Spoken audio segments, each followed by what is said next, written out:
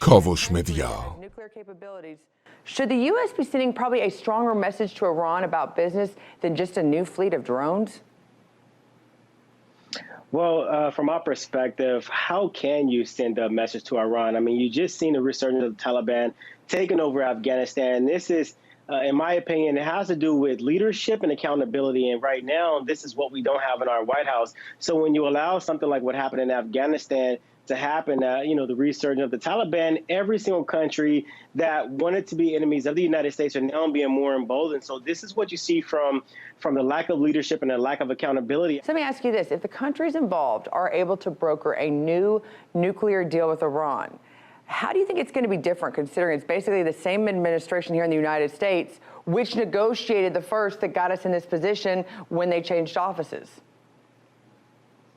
Well, from my perspective, I think that, we're sitting and we're waiting. I mean, China and Iran, they're making deals. I mean, if the United States makes a move against Iran, we will look like the biggest hypocrites in the entire world. The only thing we can do is wait to see what new superpower rises up and see what kind of deal we can make with that superpower to continue world peace. Do you think this new Iran president who's just come in, he could be using this threat to actually have nuclear weapons to bring wider sanction relief from the Biden administration regarding all the oil exports, which we know are crippling the economy?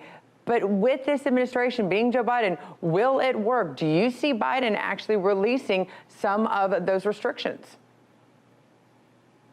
Do you know what? I can see Joe Biden giving Iran anything that they want to. America is looking like a joke to an entire world. And I called this back in January. The Biden administration is going to be completely weak on international relationships. And now you see Iran, who is completely emboldened. They don't care about what the United States is doing. Joe Biden, he's cut down our own oil pipeline. And then he's given other countries the ability to transfer oil. Now he's begging OPEC, which Iran is a part of OPEC, for more oil. So now Iran has the upper hand. And if the United States say, you know what, we're going to continue sanctions, we're going to press more sanctions, Iran said, you know what, we're going to not sell you oil, or we're going to raise the price of oil, and we're going to bankrupt the United States. This is where I see us going until we get a new president. آنچه در مورد ما میگویند